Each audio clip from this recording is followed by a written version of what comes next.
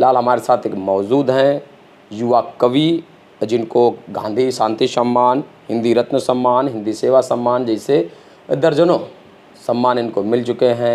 इनकी जो कविताएं हैं, हमने कहा इनसे भी यहाँ से निकलते निकलते बातचीत करते चलेंगे। ये जो हमारे साथी हैं, ये बिंदकी ही तहसील के माराहा गांव के निवासी आनंद प्रकाश तिवारी हैं। तिवारी जी, आपका बहुत बहुत स्वागत है। बहुत बहुत धन्यवाद।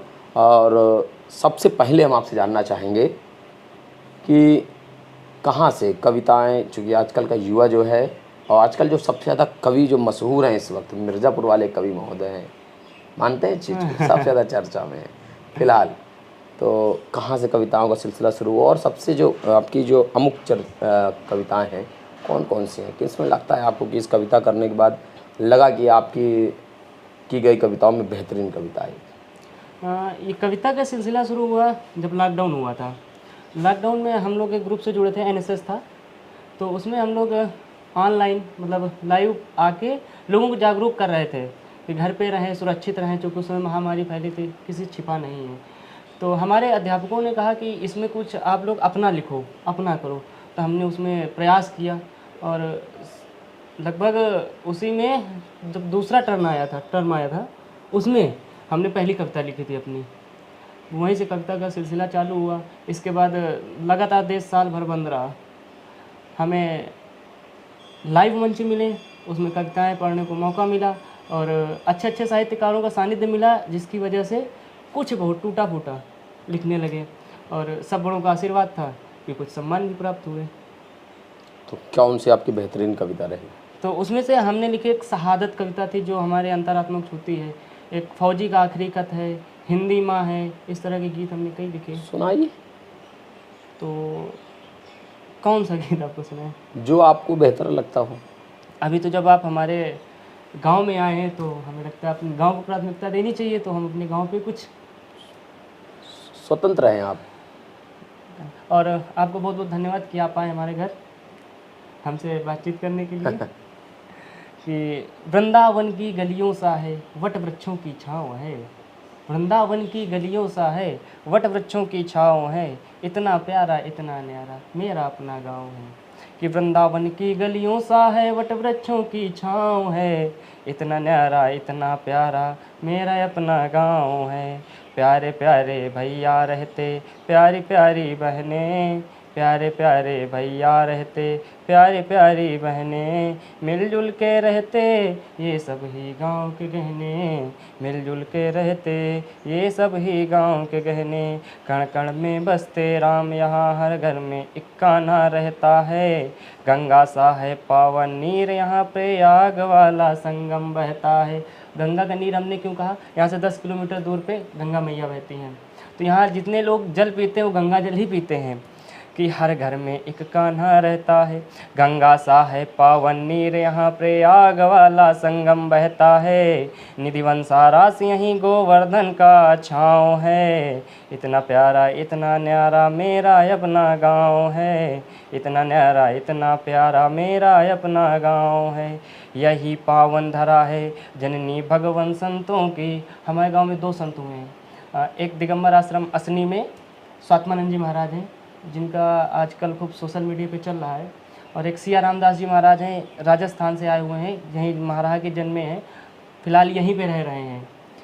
तो हमारा गांव जो है संतों की भी जननी है।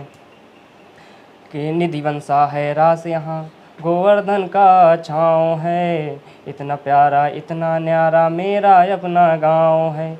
यही पावन धरा है जननी भगवन संतों की, लेखनी लिखते लोग यहाँ अपने गंतव्यों की, लेखनी लिखते लोग यहाँ अपने गंतव्यों की। हर गली के मंदिर में हर गली के मंदिर में महिमा अपरंपार है, हर घर में बहती भक्ति भाव की रसधार है।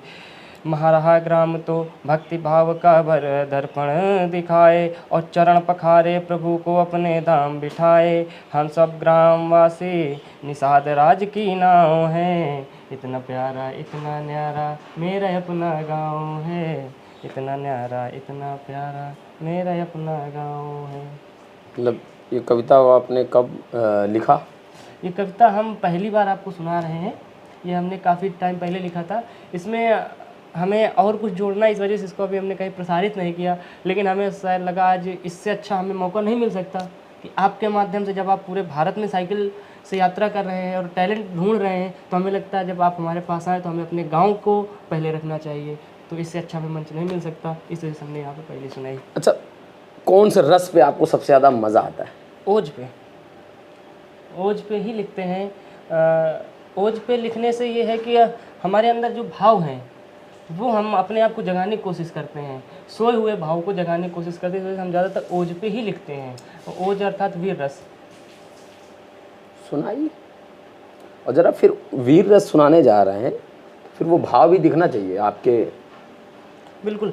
एक्चुअली हमारे साथ एक सबसे बड़ी समस्या भाई कि हमें याद नहीं रहता, जो लिखते हैं वो हमको देख के पढ़ना पड़ता है। अरे यार, ये तो और अच्छी बात है, जब उपलब्ध है तो काहे इतना दिमाग पे जोर देना है।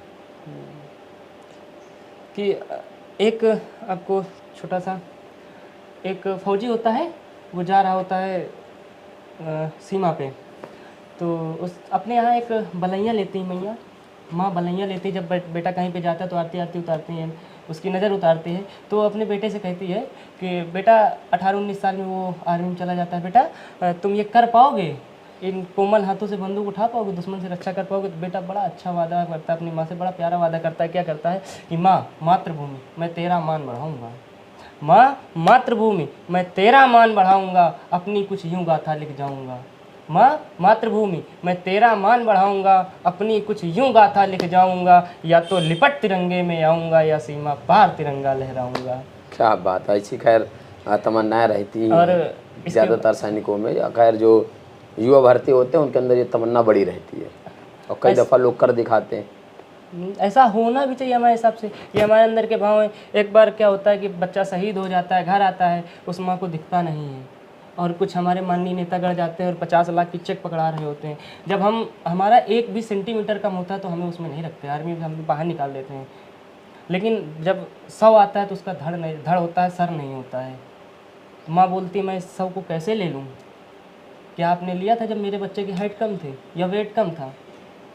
मुझे भी मेरा बच्चा सही सलामत चाहिए। तो वो नेताजी जाते हैं, 50 लाख का चेक पकड़ाते हैं, तो माँ बड़ा सुंदर जवाब देती है, क्योंकि उसको आंखों से दिखता नहीं है।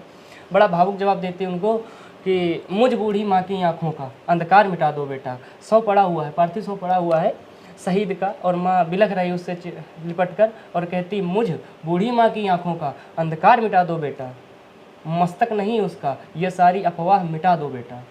मुझ बूढ़ी माँ की आंखों का अंधकार मिटा दो बेटा, मस्तक नहीं उसका ये सारी अफवाह मिटा दो बेटा, कि चक्रव्यूह से वापस लाकर एक बार अभिमन्यु लौटा दो बेटा, चक्रव्यूह से वापस लाकर मेरा अभिमन्यु लौटा दो बेटा, माँ कहकर एक बार इस आंचल से लिपटा दो बेटा।